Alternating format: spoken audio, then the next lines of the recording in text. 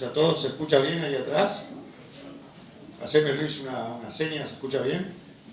Bueno, en primer medida, gracias, les agradezco por haber venido. Gracias a todos por apoyarnos y acompañarnos. Me gustaría presentarme. Mi nombre es Santiago Harfen, yo trabajo en la empresa EDP, en la unidad de negocios de semillas y agroquímicos, dentro de otras responsabilidades. Y bueno, hoy la idea era, la convocatoria de hoy, era poder charlar un poco con el acompañamiento de la gente de Nidera y de Syngenta. Nosotros como empresa EDP arrancamos el año pasado con la representación de ambas empresas. La verdad que el año pasado arrancamos muy sobre la campaña ya terminada. Este sería el primer año que vamos a arrancar un año completo, estamos muy contentos, venimos muy bien. Y bueno, así que gracias a la gente de Nidera y de Syngenta que nos acompaña. Les voy a mostrar un poquito la estructura de la charla de hoy. Es poder charlar algunas cosas de las dos empresas, no específicamente de híbridos, de moléculas y eso, sino contarnos un poquito en qué están las dos empresas y qué están mirando un poquito a mediano más a largo plazo. Y después pasar directamente a la charla de Leo de climas. Así que, bueno, los dejo con los chicos. ¿Quién va a arrancar de una cosa más? Nosotros tenemos como Redin de Nidera y distribuidores de Syngenta la zona de Bolívar y la zona de Deró, ¿sí? Con sus alrededores, con un trabajo puntual y muy enfocado, a diferencia de otras épocas de estas dos compañías, de trabajar uno a uno con cada uno de los productores. Así que bueno, siempre estamos disponibles para lo que necesiten, para poder charlar con apoyo técnico, herramientas comerciales, financieras y lo que les haga falta. En la zona de Deró, también quiero aprovechar donde está Luis, allá Luis que levanta la mano.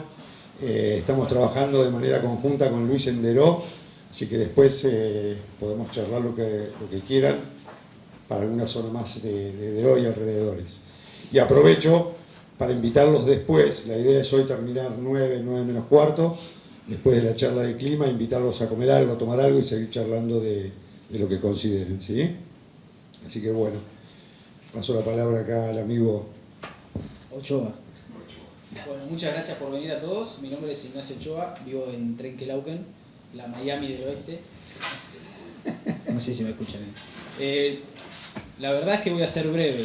Agradecerles a todos por el tiempo que nos dan. Para nosotros como empresa es súper importante que ustedes empiecen a identificar a EDP, una empresa donde nosotros estamos apostando para arrancar un camino que esperemos que sea largo. Y bueno, no queríamos hacer una reunión muy técnica, que es lo que generalmente hacemos o a campo, sino otro enfoque, más que nada para conocernos, para que nos conozcan y, repito, que identifiquen a EDP como una empresa que vende semillas de Nidera y agroquímicos de Syngenta. Nosotros hace 3 años Syngenta adquirió Nidera y nació un nuevo canal de comercialización. Antes ustedes seguramente conocen, por él en el caso de Bolívar, Catalpa, que vendía NK, que sería la histórica empresa de semillas, con la paleta de agroquímicos de Syngenta. Cuando se adquiere la Redin, se heredan de alguna manera los distribuidores y esos distribuidores empezaron a comercializar agroquímicos de nuestra paleta. Hoy en día tenemos 2 canales que gracias a Dios no se canibalizan, trabajamos con quits como para diferenciarnos y tenemos marcas de distintos nombres. Es el mismo producto, con el Borja Pack, seguramente ustedes lo conozcan como el Acuron Pack. El Planet Extra es el famoso Amistar Extra. El mensaje es el mismo producto, lo único que hicimos es para diferenciar un poco los canales, es cambiarle la etiqueta, pero es el mismo producto, tenemos el mismo respaldo, es exactamente lo mismo. Un poco contarles eso para que entiendan un poco qué es EDP, qué es la Redin y cómo trabajamos. El año pasado y un poco el mensaje general, son años complicados en cuanto a lo que es la disponibilidad de productos y a la volatilidad de los costos. Un poco el consejo, humilde consejo que les puedo dar, por lo menos en lo que es agroquímicos, yo soy el responsable comercial de lo que es la paleta agroquímica. Estamos teniendo problemas de importaciones, como todos deben saber, por un tema de CIMI, por un tema de los fletes. El año pasado se vienen arrastrando algunos problemas del COVID. Por suerte Syngenta viene atacando esos problemas y hay producto, pero para no extenderme mucho, el resumen es anticipémonos, estemos atentos, tengamos el producto, tengamos en cuenta que puede haber escasez de productos y estemos atentos a eso, porque es algo que nosotros ya el año pasado lo sufrimos mucho y este año se viene un año muy similar. Después si quieren nos quedamos charlando después de que hable del clima, nos quedamos charlando sobre ese tema que me parece que es un punto muy importante a la hora de tomar decisiones como productor. Bueno, Cori, ¿querés presentarte vos? Bueno, yo soy Corina Prieto, soy de 9 de julio y estoy en la parte de servicio técnico, que lo que hacemos nosotros desde el área de servicio técnico, que es el área de marketing, es dar soporte a nuestros distribuidores en lo que es la venta de los productos, estar en el relacionamiento con ustedes, con los productores, ir a visitar, ver las problemáticas que tienen y tratar de darle las soluciones técnicas que tenemos desde la empresa, las distintas herramientas. A lo largo de toda la campaña estamos en contacto con los vendedores, hacemos ese acompañamiento de visita a productor, de lo que es muestra de tecnología a campo, como pueden ser los ensayos que solemos hacer, con más que nada los productos más nuevos que por ahí ustedes no los han usado, entonces siempre se hacen este tipo de ensayo desafío, que es nada más y nada menos que desafiarlos a ustedes a poder probar otras tecnologías de Syngenta que por ahí no vienen usando. Y obviamente de esos ensayos hacemos el seguimiento, se hacen todas las evaluaciones hasta la cosecha, tomamos todos los datos de rinde también para justamente poder ver qué es lo que nos están aportando estas diferentes tecnologías y cuánto nos devuelven, si se pagan estos productos o no. Entonces, bueno, tener datos zonales y no traer datos de otras regiones, sino formar base de datos de esta zona y tener información reciente de las distintas tecnologías. Y aparte de eso también participamos junto con el área de sustentabilidad en distintas iniciativas o proyectos que se trabajan desde Syngenta, que por ahí ustedes no las conocen, no saben en los que se está trabajando. Syngenta también se asocia con otras entidades, con universidades, con ONG y se trabajan en distintos pilares de sustentabilidad, desde capacitaciones a escuelas rurales, que son los que van a recibirse y por ahí van a subirse una pulverizadora, capacitaciones en lo que es buen uso de productos. También estamos trabajando con lo que ahora está más de moda, que es lo de la huella de carbono, que nos asociamos con APRESID, así que también vamos a estar trabajando en ese tipo de proyectos. Y así también trabajamos hasta con médicos en centros de toxicología para también tener información fehaciente cuando se habla de intoxicaciones, cuánto de eso es realmente del agro, cuánto no, para también tener una fuente certera de saber lo que estamos hablando. Así que también invitamos a los productores, a los clientes de los distribuidores a que se sumen a esas iniciativas y que vayamos trabajando en conjunto, que es como mejor nos sale. Bueno, buenas tardes. Mi nombre es Eugenio Cremona. Yo soy el responsable zonal comercial de acá del oeste de semillas híbridas de Nidera. Y bueno, gracias a Santi, Nacho y Cori, que ya hicieron un poco la presentación macro de cómo estamos trabajando en conjunto, es que me voy a permitir hablar un poquito de algún híbrido, alguna cosita, pero sutil y medio por arriba para no aburrirlos. Algunos de ustedes probablemente ya hayan estado en otras reuniones de este tipo que hicimos, en la que tuvimos la suerte de contar con Chiqui Latorre, que es nuestro gerente de desarrollo, en la que él les presentaba un poco la forma de trabajar y muchas de las cualidades técnicas de nuestros híbridos. Hicimos una reunión a campo, en el kilómetro 420 de la ruta 226, que ahí hay 3 híbridos nuestros probados en distintas densidades, y también hicimos una reunión muy similar a esta.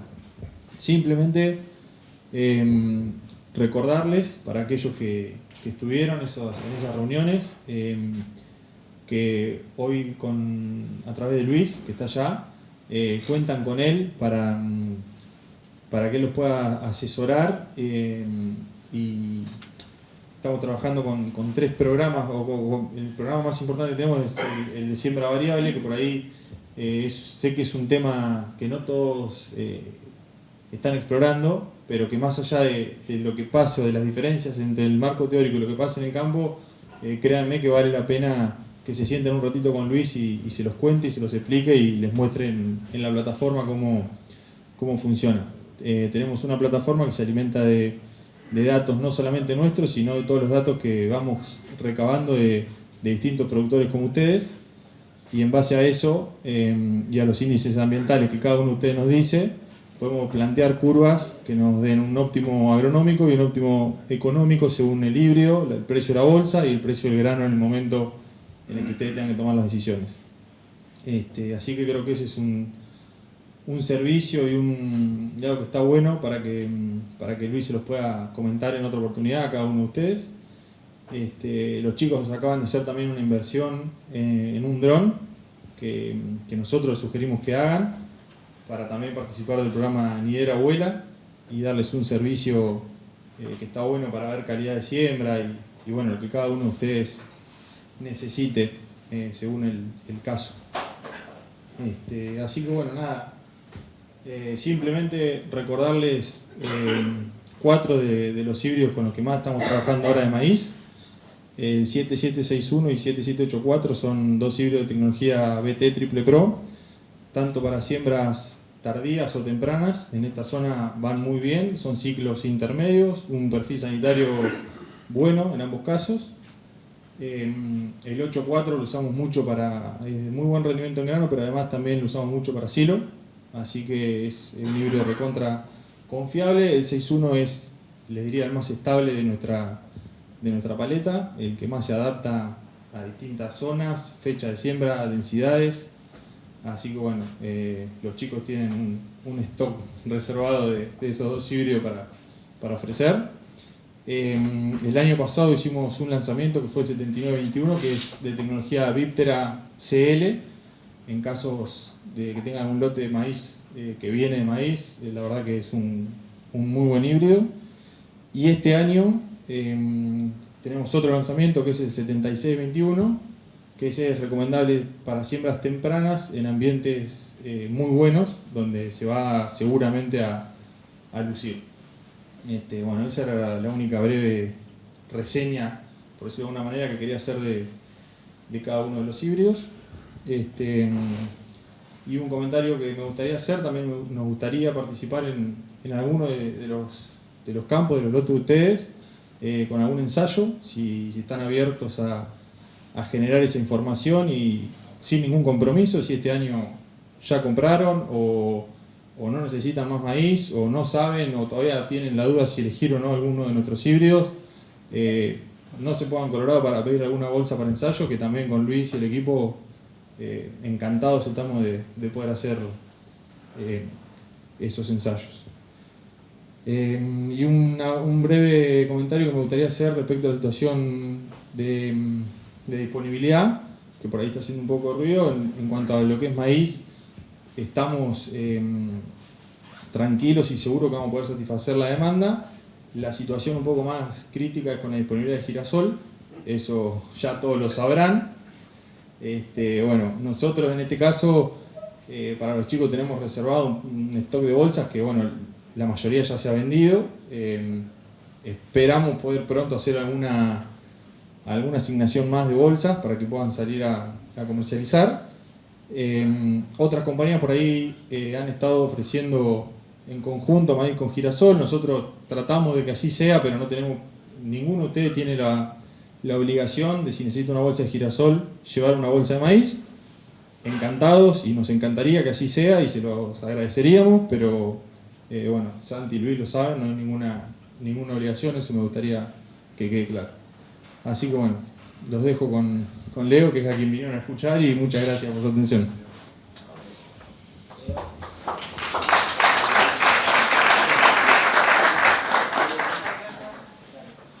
Bueno, ¿escucha? Sí. Bueno, ahora Leo, después hacemos un sorteo y nos pasamos al salón de al lado. Vale. Sí. ¿Hay algo para comer? Vale, Ya lo diré.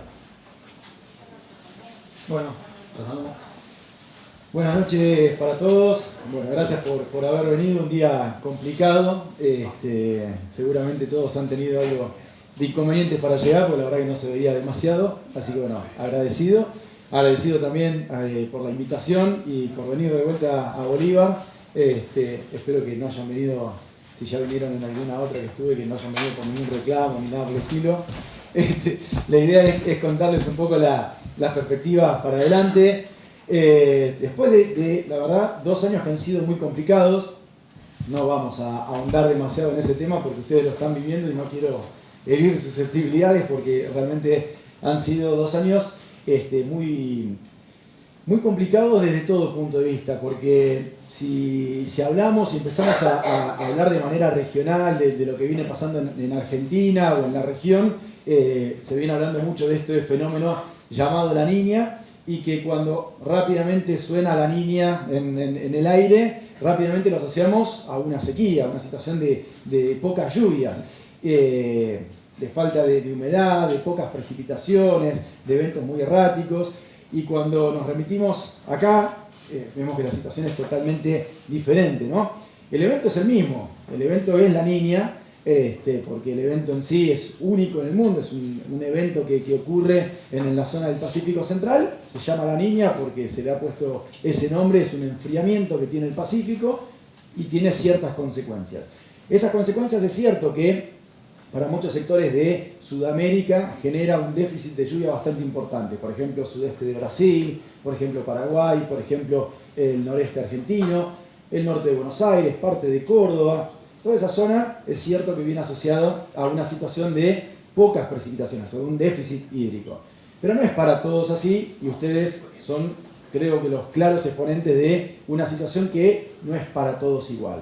No es para todos igual porque, por ejemplo, en nuestro mismo país tenemos toda la parte del NOA, parte de Cuyo, el oeste de la provincia de La Pampa, y en algunos casos, no en todos, también el sur de Buenos Aires es uno, centro-sur de Buenos Aires es uno de los sectores que también se ve, y acá voy a usar una palabra que no debería, pero que se ve beneficiado a veces por el evento La Niña, porque mientras que al resto le falta el agua, en esta zona comúnmente hay agua.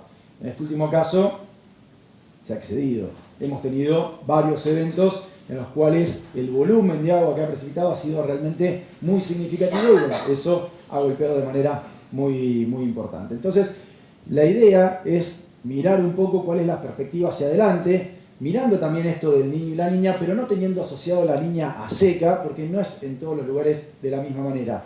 Y en esta zona en particular, que está medio al límite entre las zonas que están más castigadas por la falta de agua, y compartiendo ahí en el límite con las zonas que tienen un mayor caudal de agua en este tipo de situaciones. Con lo cual es más difícil esta zona en particular que si estuviésemos, por ejemplo, no sé, en el norte de Santa Fe haciendo el pronóstico, tenemos un evento La Niña, ya tenemos grandes características que nos van a acompañar.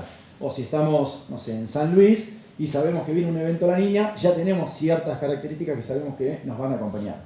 Acá en particular hay años que sí y hay años que no. Hemos pasado niñas con sequía, acá mismo, y hemos pasado niñas con exceso de lluvia. Hemos tenido años El Niño con poca lluvia y hemos tenido años El Niño con inundaciones. No hay que irse muy lejos en el tiempo para encontrar un niño que nos generó grandes inundaciones en la zona. Entonces, ese tipo de cuestiones hacen que en las zonas límite sea más difícil determinar, o por lo menos encontrar un patrón general como se encuentra en muchos otros sectores, como por ejemplo le decía antes, el noreste argentino, o Paraguay, o Brasil. Ya esas zonas son mucho más, no sé, cantadas, ¿no? Y que si tenemos un evento El Niño va a llover mucho, y si tenemos un evento La Niña va a llover poco. Entonces, la idea de esta proyección es hablar del niño y de la niña, porque siempre miramos un poco ese contexto, pero no basarnos absolutamente siempre en eso, porque no es el único factor que involucra al comportamiento de las lluvias o de las temperaturas en nuestra zona en particular. Entonces, vamos a empezar a mirar un poco el panorama. Obviamente están invitados a participar en la charla, esto que no sea un monólogo, sino va a ser algo bastante aburrido. Así que pueden contar su experiencia y si están complicados o no, y si están un poco mejor o si tienen condiciones, así que son bienvenidos los comentarios. Con respecto a esto que llamamos proyecciones globales, es justamente esto que les venía diciendo, ¿no? El tema del evento del niño o la niña, un evento particular que sucede en la zona del Pacífico Central y eso genera una distribución de humedad particular. Cuando hay un evento del niño, hay una distribución, se activa todo un sistema de circulación en la atmósfera que tiene una distribución de humedad de una manera y cuando tenemos un evento de la niña, de otra manera. Ciertos patrones que involucran a todo el mundo. De hecho, Australia festeja con los años la niña porque tiene lluvias relativamente abundantes, venía de 4 o 5 años muy malos y ahora venimos de los últimos 2 años con evento la niña y se han recuperado muchísimo, han tenido una campaña muy buena y bueno, y van por otra campaña bastante positiva este año en particular. Entonces vamos a mirar obviamente el tema del niño y la niña. Y para eso vamos a usar este grafiquito que ya lo deben conocer de memoria, porque aparece en cuanto informe climático está dando vueltas, siempre está este gráfico, así que no hay que explicarlo demasiado, no sé, ¿alguien no lo conoce? ¿Alguien no lo vio nunca? Todos lo vieron, ¿no? ¿Lo conocen todos? Bueno, es muy sencillo, lo que está explicando es la probabilidad de cada uno de los eventos a lo largo de los próximos meses. En la barra azul, la probabilidad de situación la niña, verde, neutral y rojo, evento del niño. Rápidamente lo que nos hace, se usa mucho este gráfico porque es muy visual, rápidamente ya sabés si tenés mucha probabilidad de un evento, de otro y cómo es la evolución a lo largo del tiempo. Entonces, por eso se utiliza mucho este gráfico. Es muy básico, porque nos determina simplemente con términos de probabilidad una situación u otra, pero no nos dice, por ejemplo, intensidad del fenómeno, ¿sí? Porque, ¿qué va a ser? Si supongamos que va a ser un evento la niña, va a ser fuerte, va a ser débil, bueno, eso se analiza de otra manera. Pero por lo menos ya tenemos una noción gráfica de cómo puede llegar a ser la evolución. Este evento la niña, que lo sufrimos bastante en esta zona, ya desde el año pasado, a lo largo de toda la campaña, bueno, se sigue manteniendo, si bien es cierto que va perdiendo intensidad, todavía está vigente y todavía sigue generando algunas cuestiones.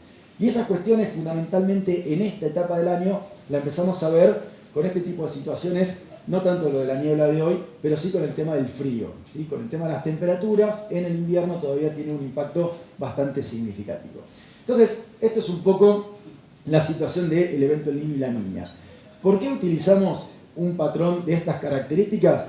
Porque muchas veces explica varias cuestiones. No todo, pero nos explica varias cuestiones. Por ejemplo, yo acá les voy a traer, rápidamente lo vamos a ver, algunos mapas. Esto no tiene mucho sentido, es simplemente para mostrarlo. Está mostrando el promedio de lluvias que tenemos a lo largo del periodo del invierno, junio, julio y agosto, a nivel país. Y aquel es el promedio de temperatura, no importa, son valores, la idea es mostrar un poquito eso. Lo interesante, bueno, esto sería para la primavera, septiembre, octubre y noviembre, lluvias y temperaturas, promedios. Esto está calculado desde el 81 hasta el 2010, es del Servicio Meteorológico Nacional, así que tiene algunas estaciones, en particular acá tiene estación, con lo cual está contemplado. Y después el otro sería el del verano, diciembre, enero y febrero, calculando acumulados de lluvia totales en el periodo de verano y promedios de temperatura, ¿sí? Valor medio.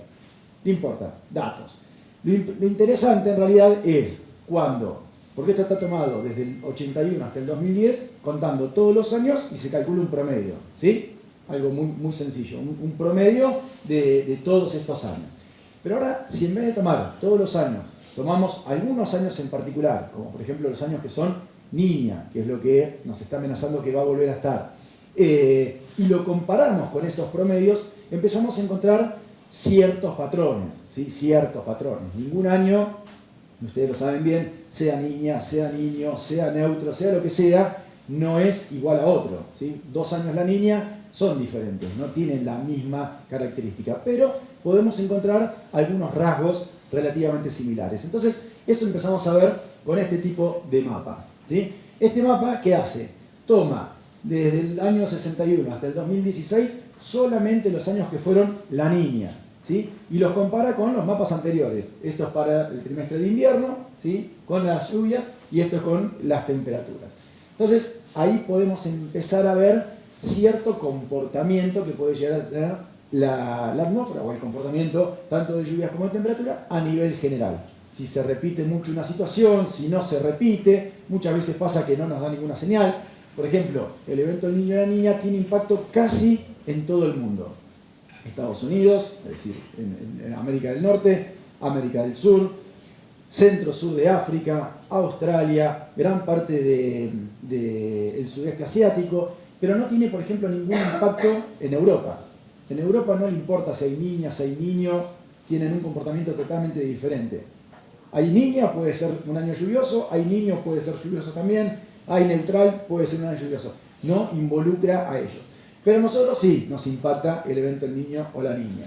¿Cómo nos impacta? Por ejemplo, en el invierno, ¿sí?, nos impacta de una manera que quizás es opuesta a lo que tenemos comúnmente en la cabeza. En la cabeza, y sobre todo la zona del litoral y noreste argentino, cuando vos le decís año niña, te dice, uy, año seco, seguramente va a ser seco. Bueno, en el invierno no pasa tanto eso.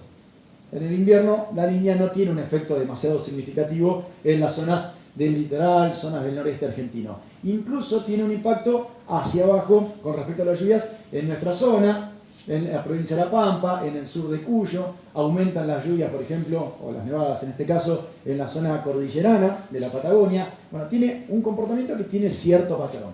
Y con las temperaturas pasa algo también con un impacto significativo, en ese caso sí es significativo, aumentando el nivel de frecuencia de heladas o entradas de aire frío. Estos mapas son lo que se llaman anomalías, es decir, comparar un comportamiento con el promedio. Los marrones son lluvias por abajo de lo normal, los verdes por arriba de lo normal, lo blanco dentro del promedio. Y acá lo mismo, los azules por debajo de lo normal, más frío, los rojos por arriba de lo normal y los blancos no le generan ninguna diferencia con los promedios. Entonces tenemos ahí un pequeño patrón ahora para el invierno, ¿sí? Si sigo avanzando, nos vamos a mirar un poco lo que pasa en el periodo de la primavera, ¿sí? Septiembre, octubre y noviembre. Si miramos septiembre, octubre y noviembre, acá sí se empieza a asemejar a algo de lo que quizás ya tenemos como estructura en la cabeza, que es que fundamentalmente la zona del noreste empieza a tener un déficit de lluvias y la zona centro-oeste tiene un aumento en el nivel de lluvias. ¿Qué nos pasa a nosotros? Nosotros en realidad comúnmente en los patrones de evento de la niña llueve menos de lo normal. ¿Siempre? No, claramente no. No hay que irse demasiado lejos para encontrar el ejemplo, el contraejemplo, pero sí es cierto que el noreste está bien marcado, el norte de Buenos Aires está bien marcado y empieza a perder fuerza hacia el oeste, ¿sí? Rápidamente pasa de una situación de lluvias por debajo de lo normal a lluvias por arriba de lo normal. Esta frontera, llamémosla, se va moviendo dependiendo del año, ¿sí? Puede irse un poco más acá o a veces termina yéndose un poco más al sur. Y terminamos teniendo, por ejemplo, en la zona del Valle de Río Negro, lluvias muy por encima de lo normal en plena primavera, cuando en realidad no deberían tener tantas lluvias. Bueno, tienen mucho con los años La Niña, por ejemplo, ¿sí? Entonces, por eso... el año pasado llovió más en La Pampa que en el norte de Buenos Aires. Exactamente. El año pasado, un claro ejemplo fue La Pampa lloviendo más que sectores de Pergamino. Incluso, en volumen de agua llovió más y además llovió mucho más parejo, ¿sí? Porque lo que tuvimos en toda esta región fueron lluvias muy desparejas, fenómenos puntuales, y en esta zona cada vez que había una lluvia llovía parejito para toda la zona, bastante y parejito. Bien, entonces con esa idea un poco de mostrar por qué miramos el niño y la niña, que explica parte pero no explica todo, ¿sí? Fíjense, bueno, el tema de las temperaturas en general fomenta todavía que en primavera tengamos entradas de aire frío, con lo cual también fomenta la posibilidad de alguna helada tardía. Todo esto que estoy mostrándoles es estadística, ¿no? Son cosas que ya pasaron. Y acá en verano fomenta el nivel de temperaturas por arriba de lo normal en la mayor parte del centro y norte argentino, y en la mayor parte del centro y norte también lluvias por debajo de lo normal, menos todo lo que está bien pegado a la zona de la cordillera. Y fíjense que acá hay como un hueco, ¿sí? Que dice que ahí no lo afecta tanto, ¿sí? De hecho, nosotros estamos involucrados en esta zona en la cual las lluvias están o bien dentro de los promedios, ¿sí? Rodeados de una situación más deficitaria. Pero ¿dónde está lo más deficitario? En la zona del litoral. Claro, ahí en el huequito están ustedes. Exactamente. Igualmente, lo de este año en particular fue una particularidad, ¿sí? No es algo habitual que con un evento La Niña tengamos el volumen de agua que tenemos. ¿Puede llover por arriba de lo normal en un año La Niña en nuestra zona? Sí, puede llover. Ahora, lo que llovió este año, la verdad, mirar esto no justifica absolutamente nada. Nada de nada. Tenemos que empezar a hacer otro tipo de análisis, que fue mucha acción del Atlántico, muy pegado a esta zona en particular, el Atlántico teniendo una injerencia solo muy localizado, que tampoco es habitual que eso suceda. Con lo cual, si nos ponemos a analizar qué pasó este año, podemos estar 2 horas hablando de lo que pasó este año en particular en esta zona, porque nos movíamos 200 kilómetros al norte y la situación era totalmente distinta. Entonces, ese tipo de particularidades... Y menos, te diría, Leo. Sí. Fue muy marcado Sí. el Ruta 5 al norte, Ruta 5 al sur. Me fui demasiado.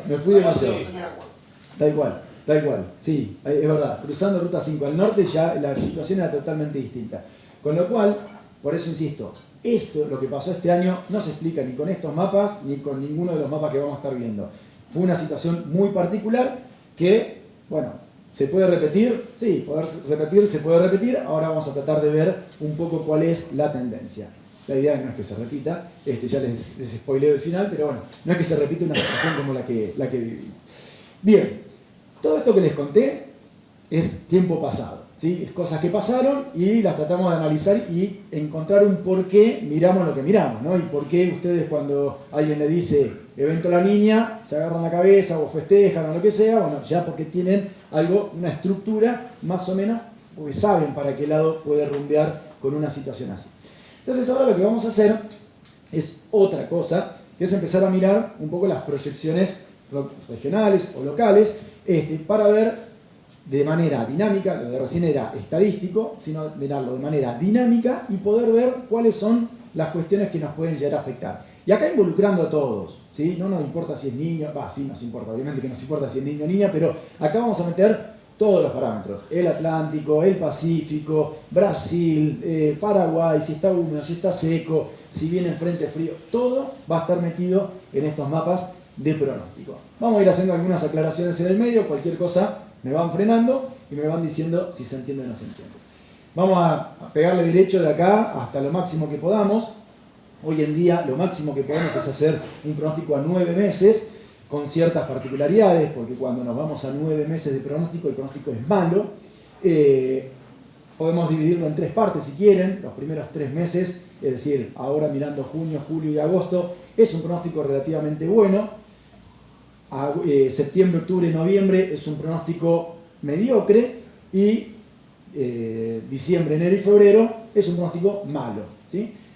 Pero, como siempre digo, es mejor tener un pronóstico malo a no tener absolutamente nada. Si nos vamos ni siquiera 10 años, 5 años atrás, pero vayamos 10 años atrás, no se podía hacer un pronóstico a 9 meses, y menos de lo que vamos a hacer ahora.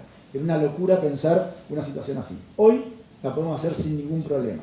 La pregunta es correcto? ¿Va a ser así? No, no va a ser así, seguramente no. Puede que suceda, pero en realidad no va a ser así, pero nos puede dar una idea estructural, una idea conceptual de para dónde vamos. Ahora lo vamos a ir viendo a medida que vayamos pasando los diferentes mapas. Vamos a ir analizando mes a mes. Vamos a empezar por junio y vamos a pasar por todos los meses de acá a febrero. Primero me voy a detener, lo voy a hacer un poquito más detallado para que entendamos un poco lo que muestran y después ya vamos a ir más rápido, más fluido, así no se me duerme nadie. Junio. Vamos a mostrar 3 mapas. Acumulados de lluvia, días con heladas y días de calor, ¿sí? ¿A qué llamamos días de heladas? Llamamos aquellos días en los cuales la temperatura va a estar por debajo de los 3 grados. ¿Por qué 3 grados? Porque ya con 3 grados, pero saben bien, es la famosa helada agronómica, la que en el termómetro no marca menos de 0, que debería ser el punto de congelación, está por arriba de 0, pero en superficie ya vemos la presencia de escarcha, ¿sí? Entonces hay congelación, hay helada, entonces por eso se contempla aproximadamente alrededor de 3 grados. A veces con 3 grados no se produce la helada, no siempre, pero bueno, con 3 grados es muy común que suceda ese tipo de cuestiones. Así que acá lo que hacemos es contar los modelos, cuánta cantidad de días representan en junio de evento de helada y lo dibuja.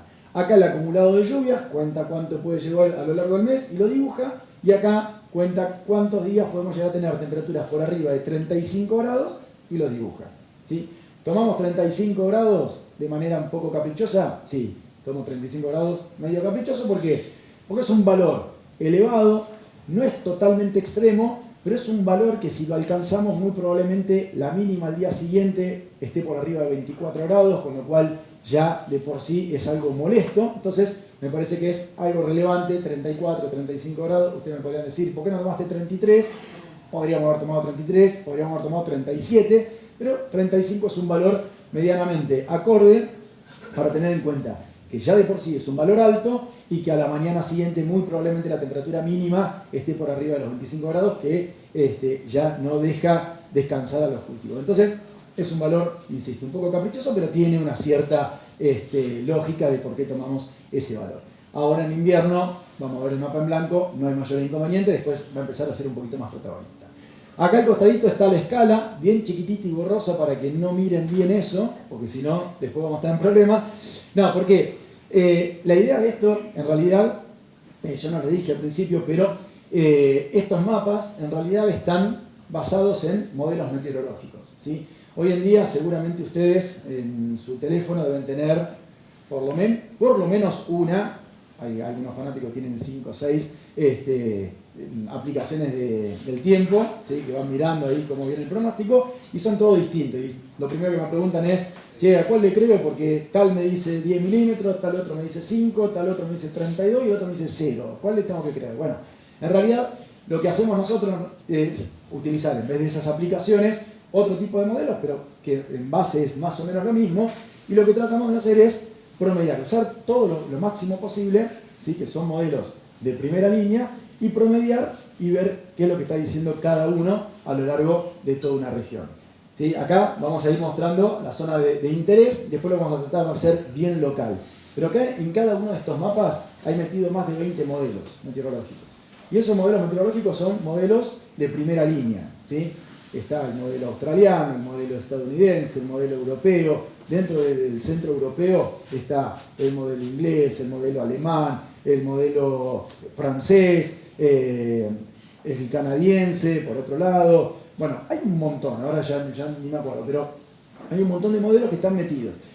Y la primera pregunta que ustedes me van a hacer es, bueno, de todos esos, ¿cuál es el que mejor funciona?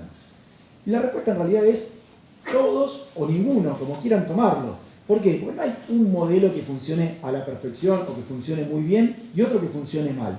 Todos más o menos funcionan de la misma manera. A veces anda mejor uno, a veces funciona mejor el otro, a veces uno subestima, a veces el otro sobreestima. Bueno, hay un montón de cuestiones que van generándose, y entonces nosotros ¿qué tratamos de hacer? Ya sabemos que vamos a tener un error, ¿sí? Cuando hacemos pronóstico, aunque ustedes no lo crean, ya sabemos que nos vamos a equivocar, pero lo que tratamos de hacer es de equivocarnos lo menos posible, es decir, minimizar el error. Siempre, y recién charlaba con los chicos, en cualquier pronóstico de cualquier ámbito que escuchen, hay un error asociado. Siempre que sea un pronóstico, hay un error. Podemos hablar de pronósticos políticos, pronósticos económicos, pronósticos sociales, ¿sí? Como va a ser el comportamiento de... Bueno, pronósticos deportivos, lo que quieran. Todo lo que sea anticiparse a una acción, ¿sí? Siempre viene asociado a un error. No existe un pronóstico que sea perfecto. Y mucho menos cuando es un pronóstico que continuamente se está haciendo como es el nuestro. Nosotros todos los días tenemos que hacer pronóstico. Es imposible que todos los días haya 100% de acierto en todo el país con todas las variables. Imposible, ¿sí? En ninguna parte del mundo, por lo menos en la actualidad, se puede lograr. Y cuando nos vamos más en el tiempo, ¿qué pasa con el error? Aumenta, ¿sí? Entonces, nuestro objetivo ¿cuál es? Tratar de minimizarlo, que no se nos escape tanto el error. Entonces empezamos a utilizar todos los modelos. ¿De qué manera? Tratando de promediarlos e ir achicando el error, ¿sí? Viendo el comportamiento de hacia dónde van todos los modelos. ¿Qué es lo que están diciendo? Que va a haber lluvias muy abundantes, que dice la mayoría, que va a ser lluvias abundantes o que va a ser lluvias más bien escasas, que van a ser temperaturas muy bajas o temperaturas muy altas. Entonces vamos buscando conceptualmente cuál es el comportamiento. Pero yo acá no les puedo decir conceptualmente, entonces se los tengo que tratar de graficar de alguna manera. Entonces, para eso están estos tres mapas.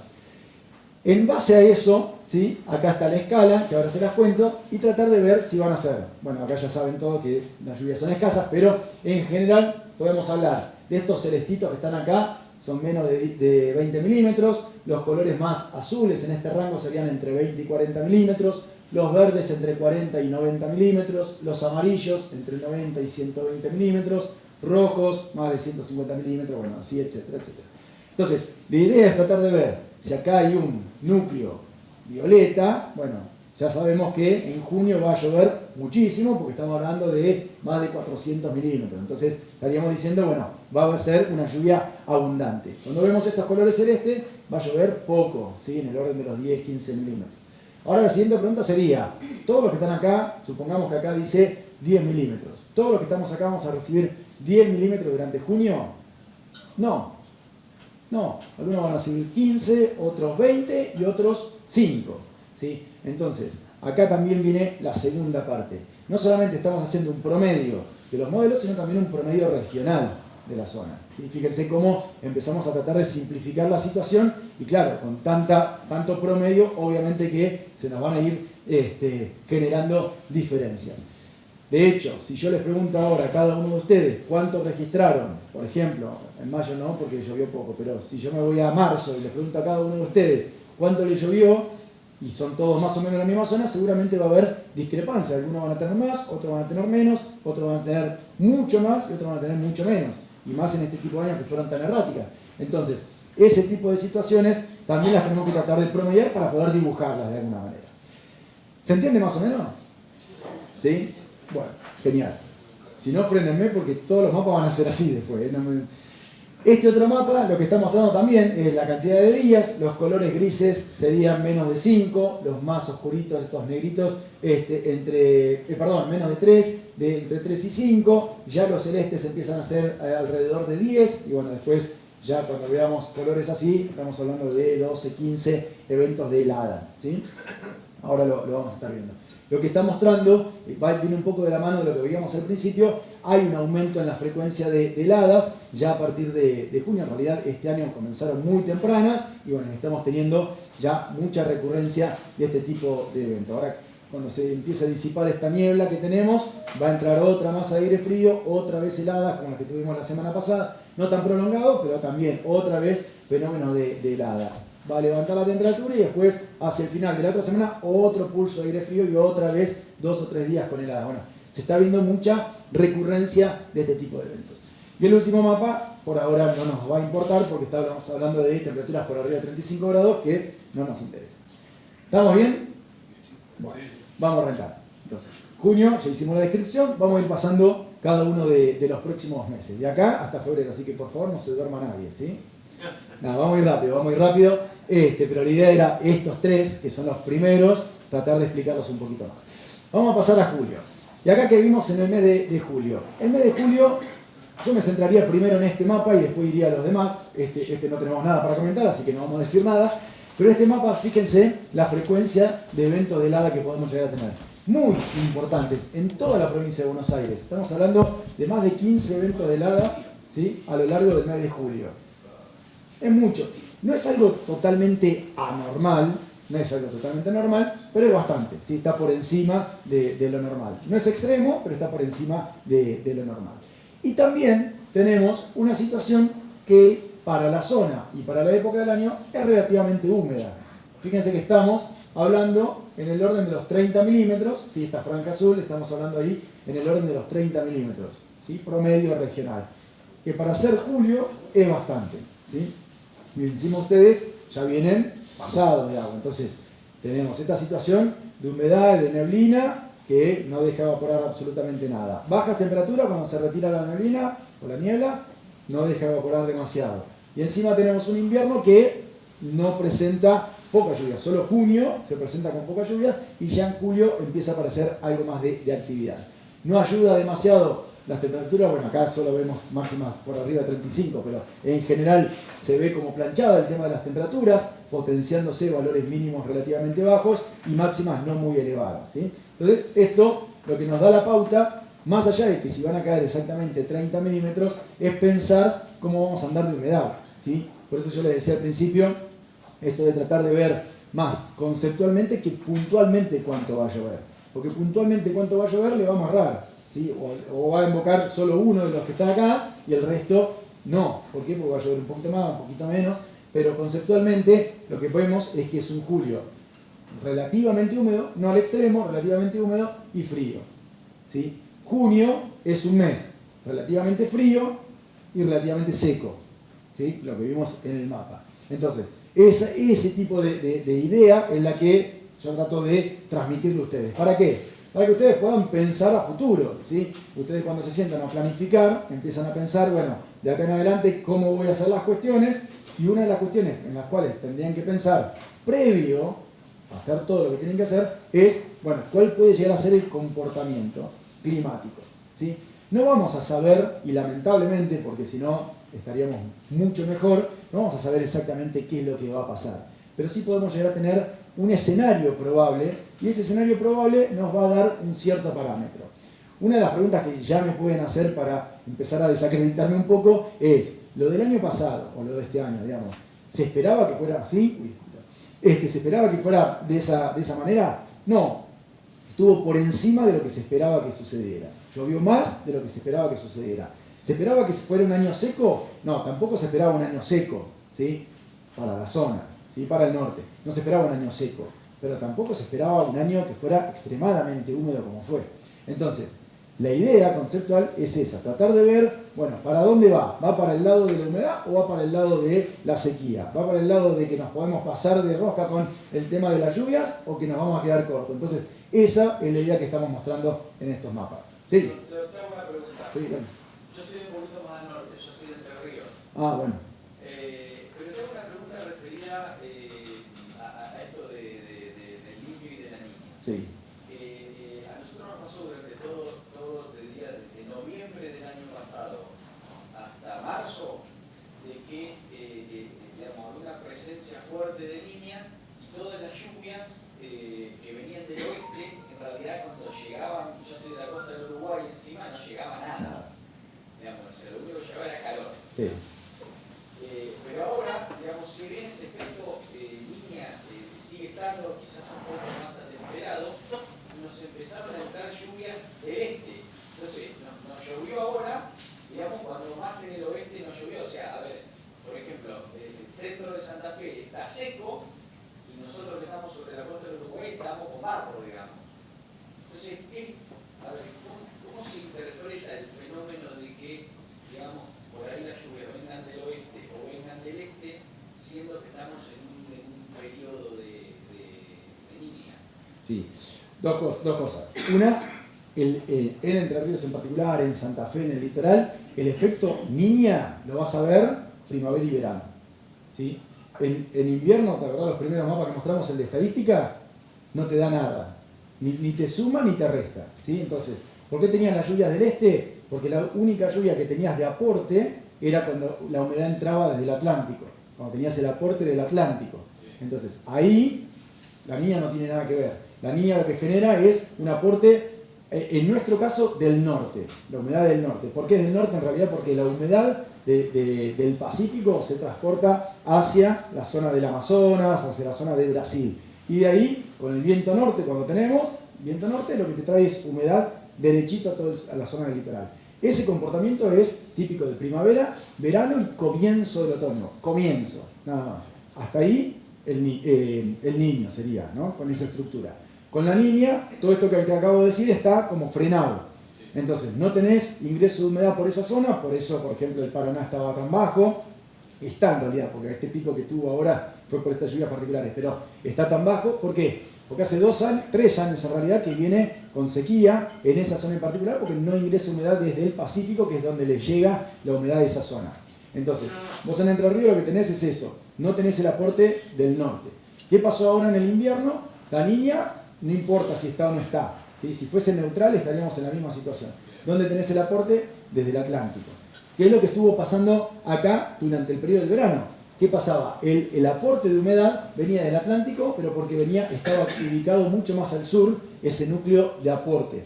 Ahora lo tenemos mucho más acá, toda esta zona no está lloviendo absolutamente nada, y te está lloviendo en Uruguay, en Entre Ríos, incluso más al norte, porque fíjate que Corrientes, Misiones, sur de Brasil, también está teniendo. Pero toda esa humedad viene fundamentalmente del Atlántico, no tanto del Pacífico. ¿Sí? Bien. Entonces, lo que tenemos ahora en julio con esta característica más húmeda, muy probablemente sea esto, ¿no? De tener un poquito más de aporte del Atlántico, porque sabemos que del norte no vamos a tener aporte de humedad. El norte, en pleno julio, no llueve absolutamente nada. Si pensamos en Brasil, en Paraguay, llueve muy poquito, tiene algunas lluvias, pero llueve muy poco. Entonces ese aporte de humedad no llega de manera contundente. Entonces, ¿de dónde podemos sacar esta humedad? Muy probablemente venga desde el Atlántico. ¿Sí? Con esa estructura también lo que tenemos es una gran recurrencia de eventos de helada. Este tipo de mapas así, combinados así, no suele darse. ¿Por qué? Porque comúnmente cuando tenemos mucha frecuencia de heladas, viene asociado a un tiempo más seco, ¿sí?, que húmedo. Entonces, después lo vamos a ver al final, es muy probable que esto que se dé acá se dé con pocos eventos de lluvia, ¿sí? Es decir, que haya pocos eventos de lluvia, mucha frecuencia de heladas y los eventos de lluvia sean medianamente importantes, ¿sí? Después lo vamos a ver al final, eso, bueno, no se preocupen. Pero lo que está mostrándose es que si tenemos un ambiente húmedo, como el que tenemos ahora, es muy difícil provocar una helada. Fíjense que está frío, está húmedo, pero la temperatura no genera heladas, ¿sí? Se quedan 7, 6, 5 grados y no puede bajar más. ¿Por qué? Porque está todo tan húmedo que la humedad regula todo ese descenso de temperatura. Tampoco levanta la temperatura. ¿Por qué? Porque la humedad justamente regula. Entonces, si nosotros, ¿qué pasa? Comúnmente cuando tenemos mucha frecuencia de eventos de helada es porque no hay tanta humedad. Si no hay tanta humedad es más difícil generar lluvias, ¿sí? Entonces, esta combinación de mapas no se suele ver demasiado seguido, de tener un ambiente húmedo y además mucha frecuencia de heladas. Por eso digo que muy probablemente esto se dé por pocos eventos de lluvia que podemos llegar a tener, no sé, 2 eventos, 3 eventos con 5, 10, 15 milímetros y te dejan un buen volumen de agua con mucha frecuencia de heladas porque la humedad estuvo acotada en ciertos días y nada más. ¿Seguimos avanzando? ¿Vamos bien? ¿Una duda? Bien. Vamos a agosto. Agosto también. Agosto se observa una situación relativamente húmeda y no tan fría ya. No tan fría. Si bien este mapa está mostrando una buena frecuencia, esto está un poco más al sur. A nosotros en particular no es tan... Bueno, sí, estamos medio en el límite, ¿no? Pero en particular la cantidad de eventos con helada está más remitido, les diría, un poco más al sur. Esta zona de acá para el norte estamos hablando de unos 8 eventos de helada, teniendo en cuenta que también están metidas las agronómicas, ¿sí? Es decir, temperaturas por debajo de 3, con lo cual no es un mapa extremo. Es mucho más, en comparación, más extremo este mapa que este mapa. ¿Por qué? Porque este es un mapa bastante húmedo, ¿sí? Porque ya está hablando que para nuestra zona podemos sobrepasar el nivel de los 40, 50 milímetros. En pleno mes de agosto es muchísimo, ¿sí?, tener ese nivel de agua. ¿Más o menos llevan las cuentas? ¿Ustedes anotan todo? Sí. ¿Sí, no? Y si les pregunto en promedio cuánto llueve en agosto, ¿lo tienen más o menos en la cabeza?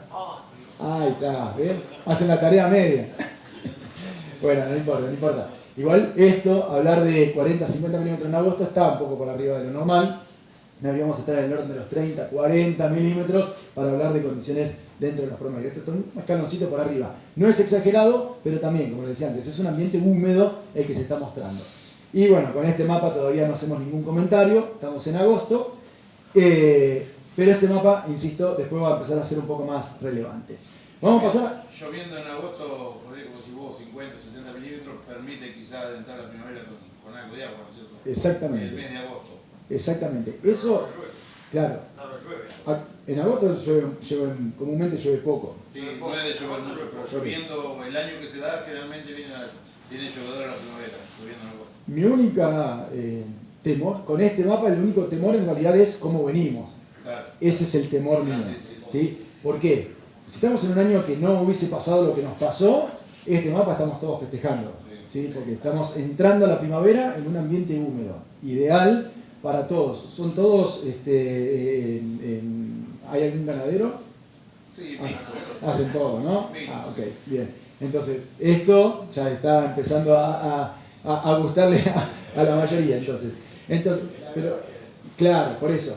Pero, por eso, mi único temor con estos 3 mapas es, que lo que vimos recién, es cómo estamos llegando a agosto. Porque si estamos todavía excedidos de agua, llegar a agosto relativamente frío y con humedad, bueno, puede complicar un poco por exceso, ¿sí? No por falta, hasta ahora no vimos nada que sea por falta de humedad. Entonces, si sale todo bien, entramos en el mes de septiembre, que va a empezar a levantar un poquito la temperatura, un poquito, todavía no vamos a ver nada, pero empieza a levantar la temperatura y tenemos ya un ambiente bien primaveral. Esto sí es primavera, esto es bastante primavera también, porque en septiembre es normal tener eventos de helada, no muchos, pero todavía los podemos tener, estamos dentro de la fecha promedio de eventos de helada y lo tenemos ahí presente. ¿Mucho? Ya lo ponemos todos, estamos bien. Ah, bien. Perfecto. Entonces, tenemos un ambiente húmedo, tenemos un ambiente relativamente frío, pero no extremadamente, y todavía no tenemos entradas de calor. Este mapa, el año pasado, ya en septiembre empezaba a mostrar algunos síntomas de calor intenso. Pocos días. Y en octubre se veía una situación un poquito más definida para el mes de octubre en la zona. Sinceramente yo lo subestimé un poco lo de octubre con respecto a las temperaturas máximas. Ahora estamos viendo septiembre de este año, ¿no? Yo estoy hablando de octubre del año pasado. Se veía una situación mucho más cálida sobre toda esta zona y estuvo bastante asociado a aquella, no sé si recuerdan, esa semanita de octubre que tuvimos que fue de calor intenso. Todos se acuerdan la de enero, esos 15 días, esos se acuerdan todos. En octubre hubo un periodo que también... ¿El qué? Sí, tal cual. No me acordaba de esa asociación, pero sí, fue previo a las elecciones, tuvimos más cortito, fueron una semana, 10 días ponele, no fue como la de enero, porque tuvimos viento noroeste todo el tiempo, que era seco, no había mucha lluvia y tuvimos ahí algunas complicaciones. Bueno, acá estamos mirando a septiembre, ¿no? Pero yo medio como que lo subestimaba un poco, porque pensé que iba a estar mejor distribuido, pero no, terminó estando todo junto en una semana y nos complicó bastante. Ahora, si miramos si esa perspectiva puede estar presente en este año, y no se observa, ¿sí? Ya empieza a haber días de calor, fíjense en San Luis, ya se empieza a ver algunos días con más de 35 grados, pero todavía es bastante tranquila la situación, con lo cual no se observa que pueda llegar a haber un escenario similar al que tuvimos en el octubre pasado. Y además, acá ya empieza a haber amarillos, así que más contentos todavía. Bueno, nosotros estamos más en la parte verde, pero ya empieza a haber algunos núcleos un poco más significativos, en el orden de los 80, 90 milímetros en la zona, todavía con eventos de helada, y ojo con esto, porque el tema de las heladas puede llegar a ser un factor bastante importante, y bueno, sin demasiados días de calor, ¿sí? Estamos hablando ya del mes de octubre. Voy a seguir avanzando, si no, no vamos a comer nada. Nos vamos a noviembre. Y acá también, noviembre parece bastante significativo, es un núcleo de lluvias realmente importante. Estamos hablando de 90, 100 milímetros que se pueden llegar a dar en toda la región. Y acá hay un núcleo un poco más al sur, pero que está en el orden de los 110, 120 milímetros. Con lo cual, sigue insistiendo que, fíjense cómo empezamos la charla, hablando de un evento La Niña, y hasta ahora estamos hablando siempre de una situación que puede llegar a ser hasta incluso húmeda, ¿sí? Con lluvias por arriba de lo normal. Ya acá, en noviembre, sí, el tema de las temperaturas empieza a ser más relevante. Y me salté el mapa del medio, que todavía muestra entradas de aire frío. Este mapa, y combinado con esto, nos da también una idea de cómo puede llegar a ser el comportamiento de lluvias. ¿Por qué? Porque si tenemos esta gran variabilidad, posibilidad de heladas, pero también posibilidad de días con 35 grados o más de temperatura, lo que nos está mostrando es que puede haber mucha oscilación térmica. Y como les decían antes, en esto de los mapas húmedos y de frecuencia helada, si tenemos gran oscilación térmica, eso comúnmente viene asociado a un ambiente más seco. Entonces, ¿qué es lo que puede pasar? Que estos núcleos de lluvia que se ven acá, se den con pocos eventos. Después al final, lo vamos a tratar de mirar con más detalle. Cuántos eventos, cómo pueden llegar a ser esos eventos, si son fuertes, si son débiles, bueno, lo vamos a tratar de ver con más detalle. Pero lo que nos podemos empezar a hacer en la cabeza una idea es, si va a ser días tan fríos y días tan calurosos, bueno, es probable que esta humedad que vemos sea mucho más esporádica, sea por eventos, los famosos eventos convectivos, esas típicas tormentas de verano, que son más bien por núcleos, ¿sí? Que pueden descargar mucho, pero de manera acotada. Que es lo que en realidad nos estuvo pasando estos últimos 2 años, que tuvimos el caso de tormentas muy fuertes, muy importantes, en sectores acotados, hacías 10 kilómetros de ese núcleo y te encontrabas con la mitad de la lluvia o un cuarto de la lluvia. Entonces, ese tipo de situaciones son las que muy probablemente nos acompañan en los próximos meses también. Esto de núcleos aislados. Otra de las cuestiones también, ahora vamos a entrar en el último tramo del periodo del pronóstico, es decir, diciembre, enero y febrero.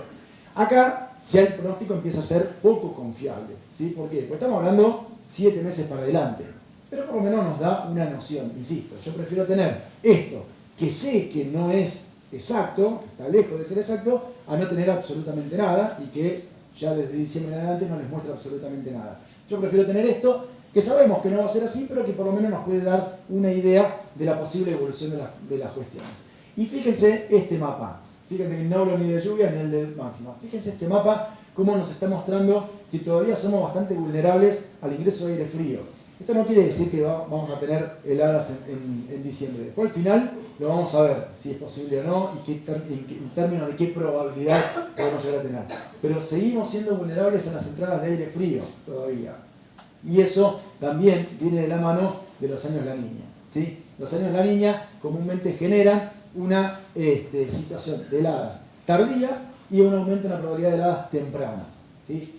Quizás este año nos lo deja regalado porque en realidad pasó todo eso, pero si miramos otros años La Niña también hubo ese tipo de comportamiento. Y los años, esto no quiere decir que todos los años La Niña sean así, pero nos da un parámetro. Si hablamos de riesgo, es mucho más riesgoso hablar de heladas tardías en un año La Niña que en un año El Niño. ¿Ha habido heladas tardías en años El Niño? Sí, ha habido, pero en menor cantidad, ¿sí? Con menor frecuencia. Entonces, si yo me tengo que arriesgar a algo, bueno, es preferible arriesgarse a algo en un año El Niño, con una helada, ¿sí? Si la helada va a afectar, que con un evento La Niña, porque hay mayor riesgo. Es lo único que tenemos que tener en cuenta. No quiere decir que va a haber, pero sí que el riesgo es un poco mayor. Sigue manteniéndose relativamente húmedo, pero fíjense con una particularidad. Yo acá corto el mapa porque es la parte que nos interesa, pero si yo lo hago más amplio al mapa, se observa que toda la zona centro, bueno, para el amigo de Entre Ríos que le corté todos los mapas, no pudiste ver ninguna, toda la zona de Entre Ríos, Santa Fe, parte este de Córdoba y norte de Buenos Aires, tiene un volumen más bajo de lluvia que el sudeste, ¿sí? Y eso viene de la mano de lo que decíamos antes. La humedad no ingresa por el norte, sino que muy probablemente sigue ingresando del Atlántico. Exactamente. Y ahí el promedio general de lluvia para diciembre se va más al sur que al centro donde estamos nosotros. Exacto. O sea que claro. Va a ser poco igual en diciembre el agua acá. Sí, no es demasiado abundante, pero que vos tengas esta configuración, porque este núcleo, ojo, que Sí, el mes que viene puede estar un poquito más al norte y así. Pero pinta como para seco diciembre, ¿no? Palabra. Sí, en términos medios, sí, estaríamos un poco por debajo de lo normal, pero en un ambiente que podría llegar a ser, hasta definirlo como húmedo, ¿sí? En el ambiente. Ahora, si nos paramos en Entre Ríos, nos paramos en el centro de Santa Fe, yo te diría, va a tirar a seco en un ambiente seco, ¿sí? Ahí sí se potencia lo seco. ¿Por qué? Porque la humedad no te ingresa por el norte y solo te ingresa por la parte sur. Y la humedad en el periodo del verano, fíjense que es como que el ingreso de humedad es más sobre el sur, no tan al norte como lo que está pasando ahora, que está más ubicado sobre la parte sur del litoral. Entonces esa sería un poco la diferencia. Y bueno, ya con días de calor intenso, que esto bueno, ya es normal también tener días de calor en diciembre, no sería nada raro. Lo que sí podemos destacar, que ahora en estos mapas no se va a ver tanto, pero comúnmente con los años La Niña, los meses más fríos, cuando nosotros tomamos cualquier año en particular, sin decir si es niña, niño, qué sé yo, el promedio, junio y julio son los meses más fríos, y diciembre y enero son los meses más calurosos. Cuando tenemos años La Niña, comúnmente termina siendo enero y febrero los meses más calurosos y no tanto diciembre, ¿sí? En promedio, esto no quiere decir que es exactamente así, pero en promedio es como que está un poco desplazada la estación más calurosa o el periodo más caluroso. Se corre un poquitito. Lo mismo que, por eso también hay más riesgo de heladas tardías, porque es como que está retrasado, digamos, la primavera, se extiende el invierno, se extiende la primavera y tarda más el verano. Bien, paso enero y febrero y ya con esto terminamos así lo regional, después quería hacer un punteo general, más particular. En enero también, fíjense que la misma estructura, tenemos más seco toda la zona del litoral que el este de Buenos Aires, ¿sí? Entonces, tenemos toda la parte centro-este de Buenos Aires con mayores lluvias que la parte norte. Y todavía acá, medio mentiroso, pero fíjense que todavía muestra la posibilidad de entrada de aire frío. Esto es muy raro que ocurra, si ocurre algo así, es para ponerlo en un cuadrito, porque si ya está detectando una helada en enero, sería algo... Sí, cerramos acá, lo guardo y chao. Pero es muy raro. Pero bueno, lo que está mostrando más que nada, después lo van a ver en el cuadro final, que lo que está mostrando en realidad es que puede haber una entrada de aire frío, pero no que llegue a generar helada. Ha habido en récords absolutos, en la parte sur de Buenos Aires ha habido. Y fíjense el mapa de máximas. Es mucha la cantidad de frecuencia de días con temperaturas muy elevadas, pero fíjense que es el único mes que aparece así con tanta cantidad de días con temperaturas elevadas. Solo enero. ¿Se pueden distribuir como se dio este año? Sí, poder se pueden distribuir. Ahora, que se dé así 15 días consecutivos de temperaturas tan altas es muy raro. Es muy raro. Comúnmente lo que tenemos es 5, 6 días de calor, un chaparrón que corta con esa circulación, baja 2 días la temperatura y vuelve a levantar y tenés otros 5 o 6 días de temperaturas muy elevadas. Comúnmente suele pasar eso, que se alineen los planetas y que tengamos 15 días consecutivos o 17 días consecutivos con temperatura de 35, 36, 37 grados como tuvimos este año, sin que nada lo corte, es muy raro. ¿Sí? Bien, y en febrero, si pasamos a febrero, el panorama es el mismo. Y acá se empareja, ¿sí? Para el norte también tenemos lluvias bastante más importantes, ya sin heladas, bien, por fin. Y acá la presencia de algunos días de calor, pero fíjense que no se ve tanto lo que les decía antes del corrimiento. Ahí no se observa demasiado esa diferencia. Bien, terminamos los mapas, ya están bien variados, ¿sí? Ya se perdieron en todo. Bueno, ahora la idea es mostrarles una cosita ya muy cortita, y con esto prometo que terminamos, es mostrarles algo más local. Es decir, en vez de mirar los mapas así como están, regionales y promediados, lo que voy a tratar de hacer es situarnos en Bolívar en particular, una cierta zona a la redonda, no es un punto determinado, sino que es un área, y empezar a hacer, yo les dije antes que nosotros tomábamos muchos modelos y hacíamos promedios, ¿sí? Pero ese promedio es bastante mentiroso, pues es un promedio de un montón de cosas, ¿sí? Si nosotros acá medimos la altura de todos y sacamos el promedio de la altura, nos da, no sé, 1,75 m. Y después nos medimos y son 2 o 3 nada más que miden 1,75 m, muchos van a medir mucho más y otros van a medir mucho menos. Entonces, vamos a tratar de ver eso, ¿sí? ¿Qué tan mentiroso puede llegar a ser este promedio? Y para eso tratar de ver un poco la dispersión que tenemos, es decir, si hay muchos bajos y muchos altos, entonces el promedio queda en el medio, pero hay mucha diferencia, o si es algo un poco más compacto, más homogéneo. Y para eso vamos a mirar estos grafiquitos y juro que con esto terminamos, ¿eh? No lo voy a hacer más largo. Vamos a mirar lluvias mínimas y máximas, porque si no van a pensar que se termina con este gráfico y después decir uno más. No, son 3 variables y listo. Este gráfico de acá lo que muestra es esta cajita de acá, estos valores verdes que se ven acá, es el escenario más probable, es decir, lo que la mayoría de los modelos dice. El 75% de los datos de lo que estaban mostrándose en el mapa, ¿sí? Que el mapa lo que hace es el promedio, el valor medio de cada uno de estos, lo grafica para la zona puntual de Bolívar, ¿no? Si esto lo tuviésemos para todos los puntos, sería para todas las regiones. Entonces lo que nos está mostrando esto es el escenario más probable. Esta cajita así es el escenario más probable, o por lo menos lo que la mayoría de los modelos está diciendo, ¿sí? El 75% de los modelos dice que en julio vamos a tener entre 20 y 40 milímetros, ¿sí? Cuanto más grande sea esta cajita y más largo sea este palito que está acá en el medio, este palito que está acá cruzándolo muestra los extremos. Este sería el modelo que más lluvia da y este es el modelo que menos lluvia da para el mes de noviembre, por ejemplo. El que más lluvia da en noviembre dice que van a caer 140 milímetros y el que menos lluvia da dice que va a caer alrededor de 80 milímetros. ¿Qué es lo que dice la gran mayoría? La gran mayoría dice que vamos a estar en el orden de los 90 a 100 milímetros, que era lo que se graficaba en el mapa, ¿sí? Es un poco eso. ¿Por qué muestro esto? En realidad a mí me gusta mostrar esto. Yo cuando hago un análisis por ahí particular, lo que hago es esto, mirar esto. Lo de los mapas me interesa para ver circulación y todo eso. Pero acá lo que nos está diciendo es, bueno, a ver, si yo tengo tal estrategia, tengo que sumar en ciertos meses, de septiembre a enero, no sé, 400 milímetros. ¿Es probable sumarlos? ¿Sí? Entonces lo que hacemos es mirar eso, tratar de ver esa situación. Entonces, más allá de que quizás lo de septiembre esté un poco por abajo, un poco por arriba, esta no va a ser exactamente así, este comportamiento que vemos acá no va a ser así exacto. Pero por lo menos tenemos una noción si es probable alcanzar un cierto volumen de agua, o los meses que tienen mayor probabilidad de tener mayores precipitaciones, ¿sí? O ver una caída, por ejemplo, miramos mucho esto, ¿sí? De noviembre a diciembre, si puede llegar a seguir aumentando el nivel de lluvias o caer, ¿sí? Entonces tratamos de ver ese tipo de cuestiones. ¿Para qué? Para que después ustedes, por ejemplo, necesitan tener, o como decíamos antes, necesitamos que agosto tenga buenas lluvias. Bueno, ¿es probable tener 40 milímetros? Y es bastante probable. ¿Es probable que en agosto tengamos 120 milímetros? Y no, es poco probable. ¿Pueden caer 120 milímetros? Sí, pueden caer. Como poder caer, pueden caer. Ahora, ¿qué probabilidad? Es mínima. ¿sí? Entonces, un poco la idea de este gráfico es eso, tratar de buscar un escenario que sea el escenario más cercano a lo que ocurra en la realidad. Después ya sabemos que si yo tomo a uno en particular de ustedes y controlamos y vemos cuánto le llovió en junio, cuánto le llovió en julio, por ahí en junio le llovió por acá, en julio le llovió por acá, en agosto le pegó bien en el medio, en septiembre un poquito por arriba, en octubre no llegó tanto, ¿sí? Va a ser un comportamiento que no va a ser exactamente igual a esto, ¿sí? Pero por lo menos nos da una idea.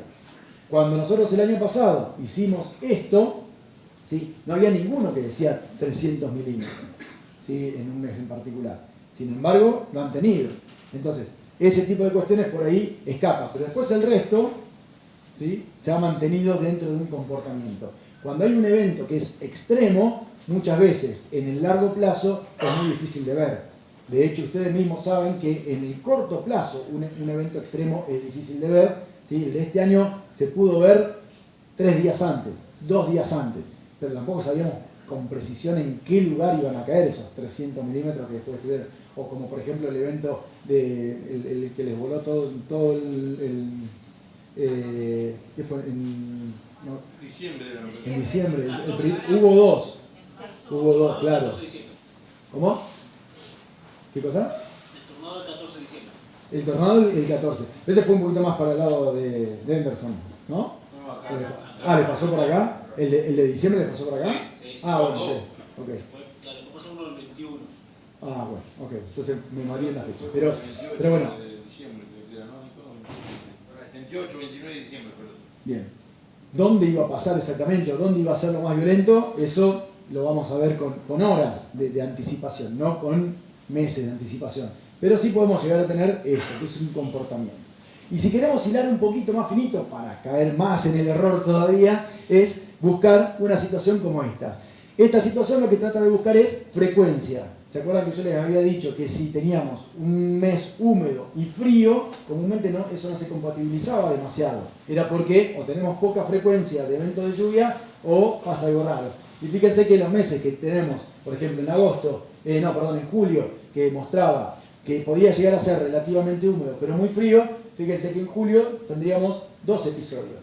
Los verdes son lluvias moderadas, ¿sí? Lluvias de 5 o 10 milímetros, y las abundantes más de 10 milímetros.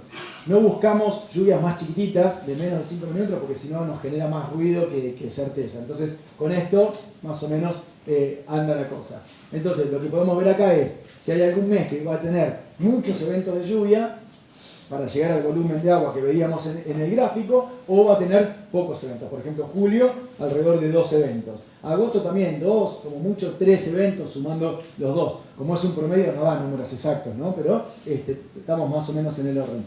4 eventos en septiembre, 5 eventos en octubre, bueno, y así, para tratar de ver la frecuencia. Si va a ser muchos días, pocos días, no es lo mismo tener 100 milímetros en 2 eventos que tener 100 milímetros en 5 eventos a lo largo del mes.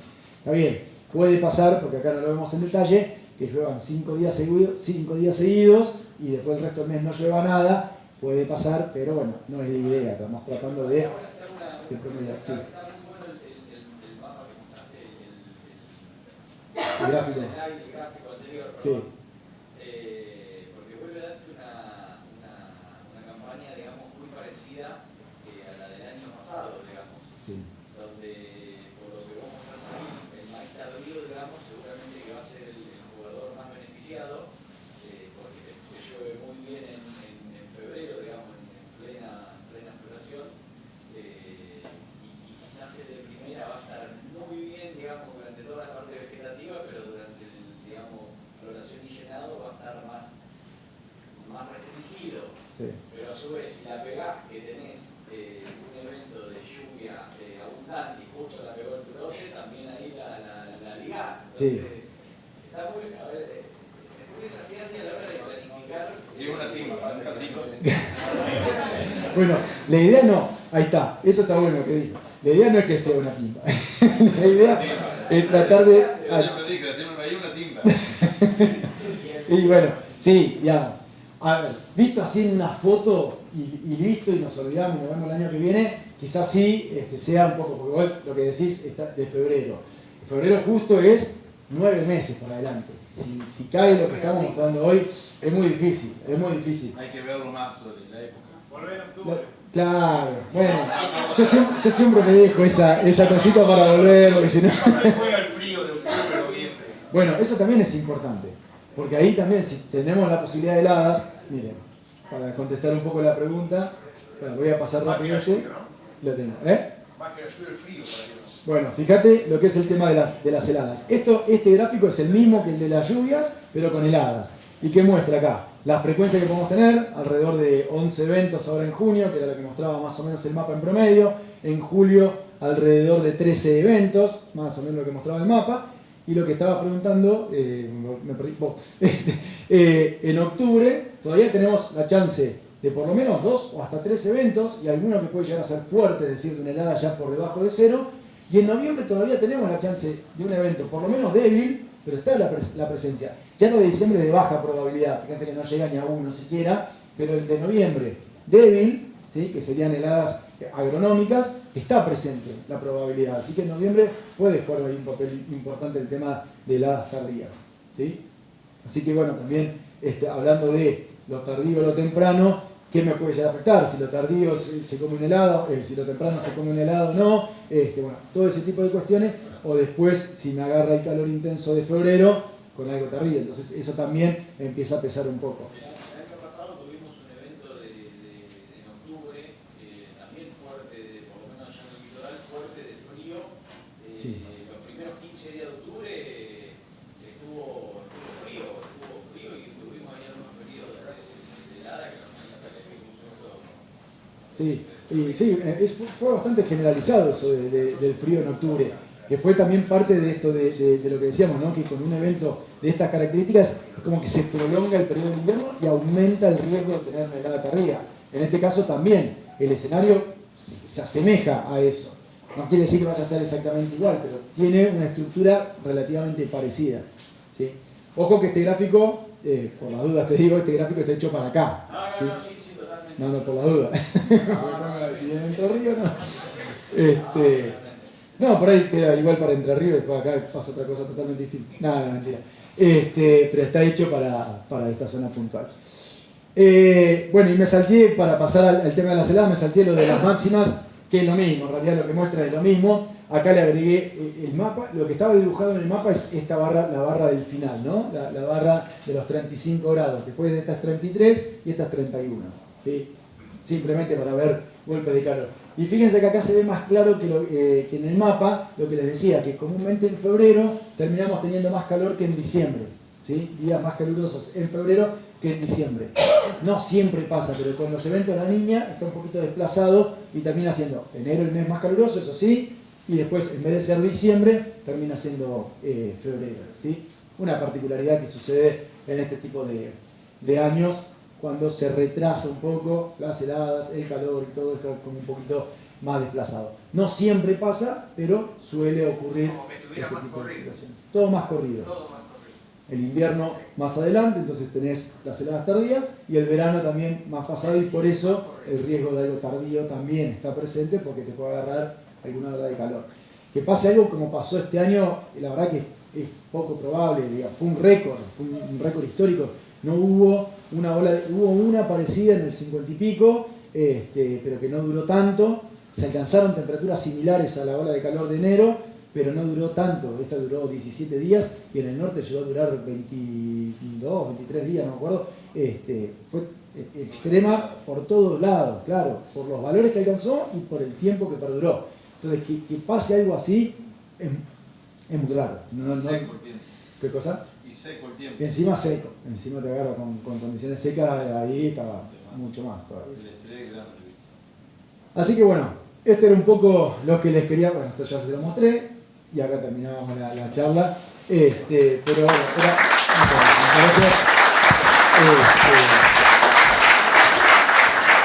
Me agradezco un poco contarles este escenario, lo que tenemos por delante, y les agradezco fundamentalmente a ustedes por la participación, Te esperamos en octubre, por lo menos. Y sí, algo vamos a tener que hacer. Nosotros en octubre. Yo siempre me dejo esa cotita para que me vuelvan a invitar, si no, Ahí no le erramos, le damos. ahí estamos. Así que bueno, muchas gracias a todos y gracias por la participación.